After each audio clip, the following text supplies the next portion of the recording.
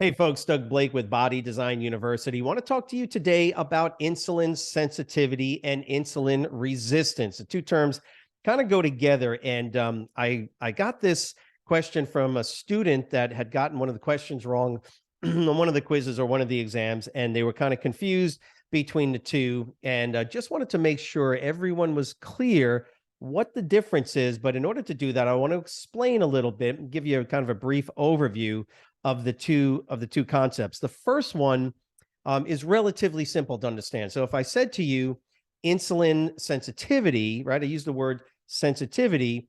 You would understand that there's a sort of a variation in this concept of sensitivity. Either you are highly sensitive to insulin or you have a low sensitivity insulin. So the concept of insulin sensitivity simply speaks to how well the cells of the body, and generally what we're talking about are muscle cells. Okay, so keep that in mind. How sensitive are muscle cells in this case to the action of insulin? What is insulin? Come on, tell me what insulin is. It's a hormone, right? It is its main, it's an anabolic hormone, by the way, but its main function appears to be to act as a modulator of blood sugar levels. In other words, what it does is it lowers elevated blood sugar levels. Your blood sugar, like if you get a fasting blood sugar test, it's going to be somewhere like 90, 95, normally under 100. And so blood sugar levels are stable, especially if you haven't eaten anything and if you don't have diabetes. So you have a good glycemic control, as it's known as. So if you fast and you get blood work done and your blood sugar is below 100 and it stays like that, you have a normal response, right? Glycemic response, particularly to insulin. So insulin, if that blood sugar goes higher than 90, like after you eat some food, 100 or whatever the number is, insulin is produced by the pancreas to go out there and grab those sugar molecules that are in the blood and drag them and throw them into the different cells of your body.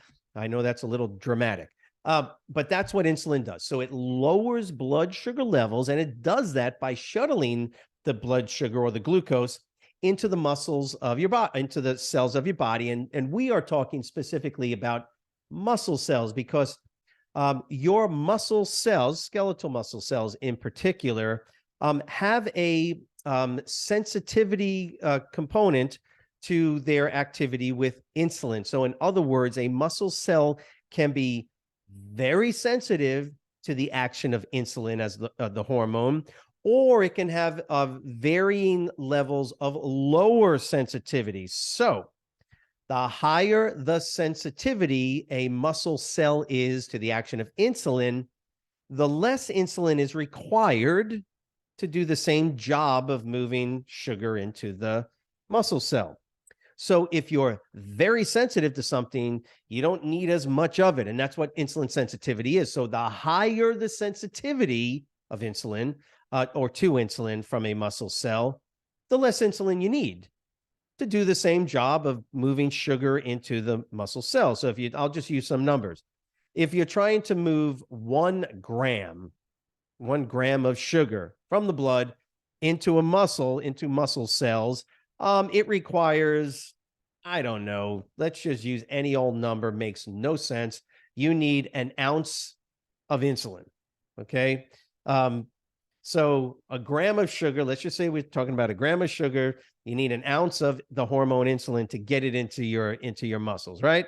Well, the more sensitive the muscle is, I still got to get that 1 gram of sugar, but now I don't need an ounce of insulin. Maybe I only need half an ounce, right? Less insulin to do the same job of getting, again, 1 gram of sugar into the muscles. That means that my muscles have higher sensitivity, right? So insulin sensitivity is very high. Now, a lower insulin sensitivity would be using those same numbers, which make no sense, but they're easy numbers to deal with.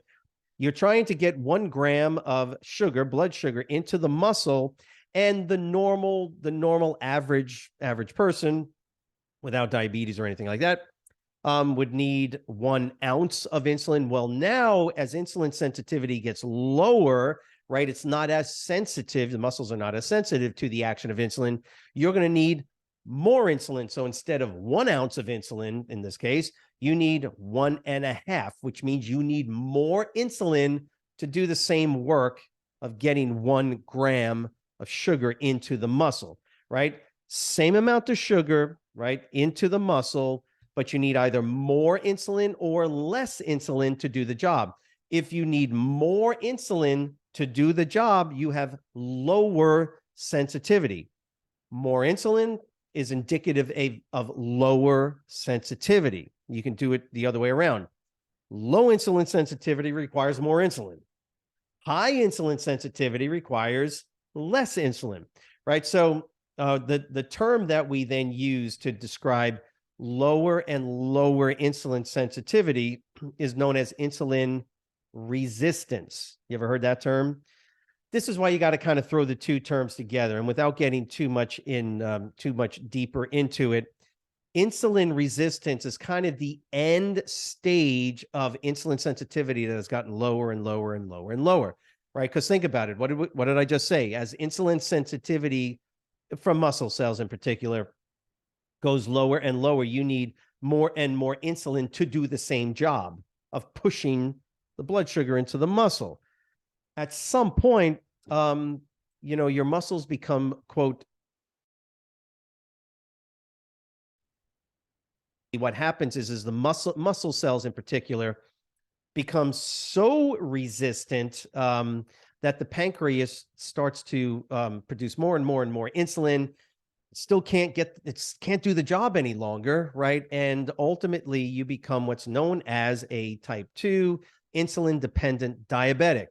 Now, without going into the different type of diabetes, in fact, what ends up happening is that people convert or turn into type 1 diabetics, meaning they become insulin dependent. So imagine your pancreas, which produces insulin, cannot produce enough insulin any longer. And this takes years and years and decades in many cases, because the pancreas is constantly producing more and more and more insulin.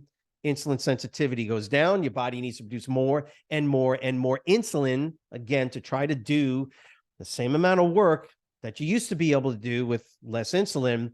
The pancreas just basically says, see ya, I'm done. I ain't producing any more insulin. It gets burned out. And then ultimately a diabetic, because that's where we're really talking about people that are pre-diabetic, they start moving into true diabetes. So their glycemic control starts to become compromised. Blood sugar levels go up.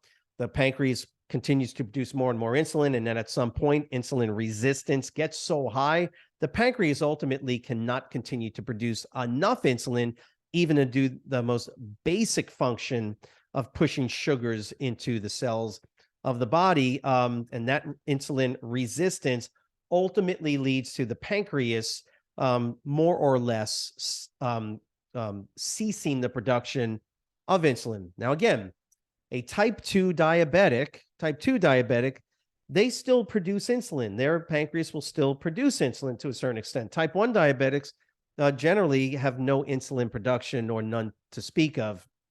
And so type 1 diabetics, they just don't produce enough insulin. The type 2 diabetic, the individuals with this high level of insulin resistance, ultimately they've got to take exogenous insulin in order to do just the job that is needed to be done to get sugars. Look, without sugars moving into your cells, you die. Yeah, that's about it. See, I'll just let that sink in for a second. How can you kind of offset this? Exercise, resistance training. Any exercise is good. Resistance training, one of the best ways to help induce higher levels of insulin sensitivity. And of course, just the total amount of processed sugars and total carbohydrate load, processed carbohydrates, high glycemic index stuff. You got to get that stuff out of your diet.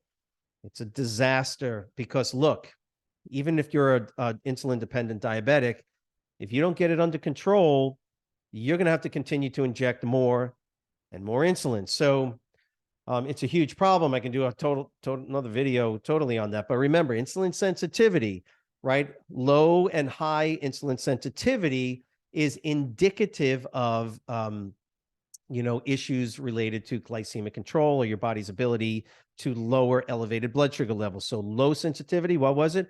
Lower insulin sensitivity means your body has to produce more and more insulin to do the same work that it used to be able to do. Higher and higher insulin sensitivity. By the way, right after a workout, your muscles are at some of the highest levels of sensitivity to insulin that they ever get to.